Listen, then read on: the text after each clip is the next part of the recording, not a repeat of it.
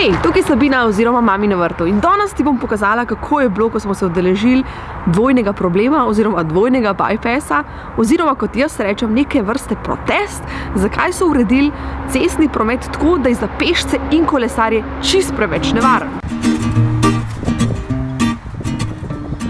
Skupnega kolesarjenja smo se udeležili vsi štirje. Prvič sta se udeležila tudi mojster in gasilec.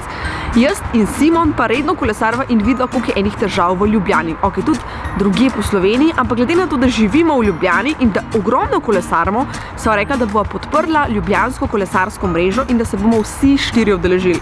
Kar pomeni, da sva šla prej službe, da sva se udeležila tega dogodka, kjer smo pokazali, da je ta prehod oziroma dvojni bypass, ali kot reče ljubljanska kolesarska mreža, dvojni problem, zelo nevaren.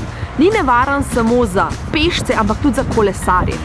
Prvič jih avti sploh ne opazijo, jih skoraj zbijajo, stojijo na prehodu za pešce, kar pomeni, da grejo pešci po kolesarski progi, kolesarji gredo potem tudi po prehodu za pešce in je cela zmeda. V glavnem, toliko nevaren odsek, da jaz svojega otroka včeraj, čeprav redno kolesari, nisem upala spraviti na kolo, ampak sva ga dala raje v prikolico z mlajšim sinom.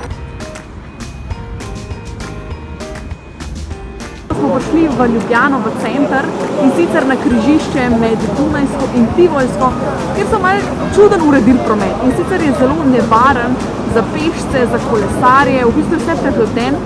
In hoteli smo s to akcijo pokazati, da smo se dali kakšne stvari raje premisliti naprej in izboljšati načrte, da bo čim bolj varno za kolesarje in pešce.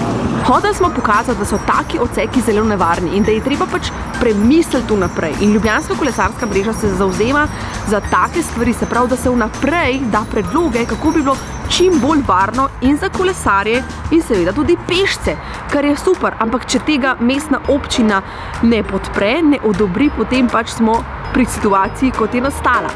Ljubljanska kolesarska mreža je še vsem podala neki rešitev, tako da upam, da se bo zdaj to tudi uredil, tako da več ti pa poročam na Instagramu. Se vidimo v živi, pa čim več bo to zvon. Čau!